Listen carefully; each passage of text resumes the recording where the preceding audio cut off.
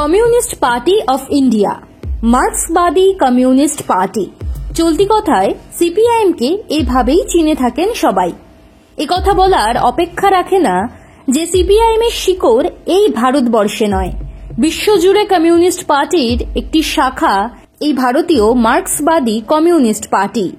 যেভাবে ভারতীয় জনতা পার্টি বা বিজেপি, কংগ্রেস বা তৃণমূল কংগ্রেস এদেশেরই রাজনৈতিক দল, সিপিআইএম এর অরিজিন এগুলোর থেকে কিন্তু একটু আলাদা।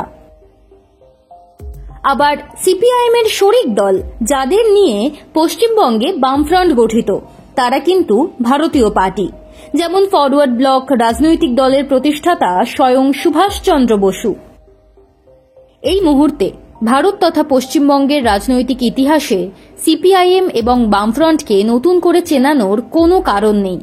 দীর্ঘদিন এই রাজ্যের এবং এই দেশের রাজনীতির সঙ্গে সম্পৃক্ত হয়ে আছে কমিউনিস্ট পার্টি অফ ইন্ডিয়া। কাস্তে হাতুড়ি তারাচিহ্ন দেখলেই তা যে সিপিএম এর প্রতীক একথা যে কেউ বলে দেবেন। প্রশ্ন অন্য জায়গায়।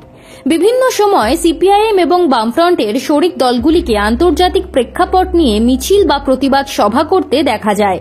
সম্প্রতি যেমন ইরান ও ইসরায়েলের মধ্যে সমস্যা নিয়ে কলকাতার রাজপথে নেমেছে সিপিআইএম ও তাদের শরিক বামপন্থী দলগুলি, যা সম্প্রতি এক নতুন প্রশ্নের জন্ম দিয়েছে। আর তা হল ইরান ইসরায়েল পরিস্থিতি নিয়ে কলকাতা বা পশ্চিমবঙ্গের রাজপথে মিছিল করা কতটা প্রাসঙ্গিক। সাধারণ মানুষের হয়রানি হয়, যাদের বিরুদ্ধে এই প্রতিবাদ সে কথা কি আদেও তাদের কানে গিয়ে পৌঁছায়? সিপিআইএম বা তাদের সহযোগী সংগঠনগুলি বহু প্রতিবাদ ও মিছিলে মার্কিন সাম্রাজ্যবাদ নিপাত যাক বলে স্লোগান তোলে। এই প্রতিবাদও ভারতের একটি রাজ্য থেকে ওঠা কতটা প্রাসঙ্গিক সে প্রশ্নও বহুবার তুলেছে সিপিআইএম এর বিরোধী দলগুলি। এর জবাবে সিপিআইএম এর নেতারা নিজেদের কেবলমাত্র আন্তর্জাতিক দল বলেই দায়ভার ঝেড়ে ফেলেননি, উল্টে এসব ক্ষেত্রে নিজেদের পার্টির প্রতিবাদী ভাবমূর্তিকেই তুলে ধরেছে তারা। শীর্ষ নেতারা বলেছেন, মানুষের জন্য অধিকারের প্রশ্ন তুলতে হবে, যাদের অস্তিত্ব বিপন্ন তাদের জন্য সরব হতে সব সময়ই পথে নামবে বামপন্থী দলগুলি।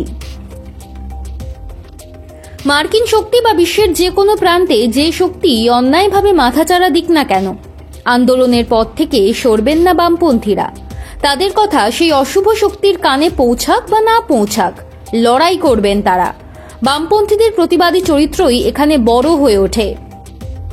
একসময় ফিডেল কাস্ত্রো বা নেলসন ম্যান্ডেলার সমর্থনে কলকাতার রাজপথে নেমেছিলেন কমিউনিস্টরা। তাঁদের প্রতিবাদে উজ্জীবিত হয়ে সেখানে হাতে হাত পায়ে পা মিলিয়েছিলেন অনেক সাধারণ মানুষ। সেই মুহূর্তে পশ্চিমবঙ্গের বামপন্থীদের এই পাশে দাঁড়ানো কাস্ত্রো বা ম্যান্ডেলার কান পর্যন্ত পৌঁছেছিল কিনা জানা নেই, কিন্তু পরে সেই কিংবদন্তিরা যখন তা জানতে পেরেছিলেন তখন আপ্লুত হয়ে পড়েন।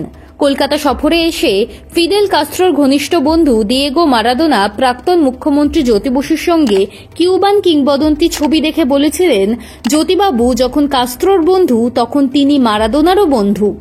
অর্থাৎ বামপন্থীদের মিছিল বা আন্দোলন এটাই প্রমাণ করে বিপ্লবের জন্য নির্দিষ্ট কোনো পরিসর হয় না। প্রতিবাদে গলা ফাটানোর জন্য ভৌগোলিক সীমা কোনো বাধাই হতে পারে না।